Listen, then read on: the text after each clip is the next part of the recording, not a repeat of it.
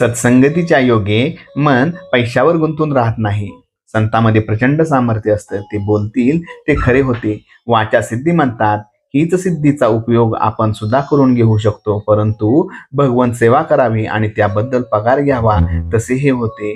कामधेनूवर ओझे टाकावे हे बरे वाटेना, म्हणून वाटेने घोडा घेत होता तो घेतला आणि कामधेनू देऊन टाकली त्यासारखे होते.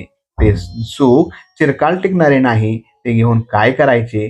हाडांची कांडे करून स्वर्ग सुख हाती आले तर कालांतराने ते नाश पावणार. मग ते घेऊन काय करायचे? पैशापेक्षा निर्जीव वस्तूत आपण मन किती गुंतवून राहते. पैसा हा भूतासारखा आहे. त्याच्याकडून काम करून घेतले तर तो फार उपयोगी आहे, पण ते न केले तर तो उरावर बसतो. आपण प्रापंचिक माणसे. आपण पैसा साठविला तर गैर नाही, पण त्याचा आधार न वाटावा.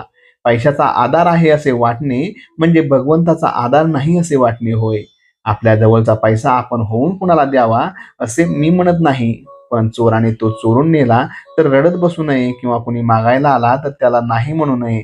त्याला काहीतरी द्यावेच. पैसा प्रपंचाला पुरेसा असावा म्हणजे किती? तर पेन्शन असेल तर रोजच्या निर्वाहापुरता असला म्हणजे पुरेसा झाला, आणि पेन्शन नसेल त्यांना साधारण मध्यम स्थितीत 10-15 वर्ष पुरेल इतका असला पाहिजे पुरेसा झाला.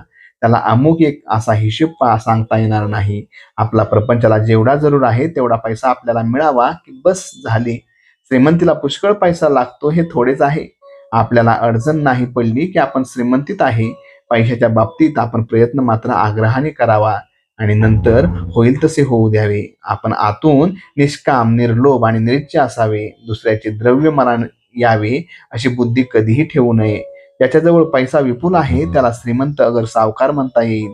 त्याच्याजवळ विद्वत्ता आहे त्याला विद्वान म्हणता येईल. त्याच्याजवळ शेत आहे त्याला शेतकरी म्हणता येईल. परंतु याच्यापैकी कोणाला मोठा म्हणता येईल असे नाही. सावकार कंजूस असेल, विद्वान गर्विष्ठ असेल, किंवा शेतकरी असाच दुर्गणी असेल, त्याच्याजवळ सर्व गुण एक समच्छेद करून असतील तोच खरा मोठा होय.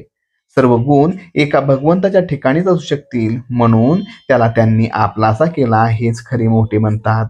अशा लोकांना संत म्हणतात. आपण संतांचे होऊन राहावे आणि त्यात आपले कल्याण आहे. सत्संगतीपासून सद्विचार, सद्भावना प्राप्त होतात. त्यांचे विचार चांगले तो मनुष्य खरा चांगला होय. आणि जिथे भगवंताने अनुसंधान आहे तिथे राहणे हीच खरी सत्संगती होय.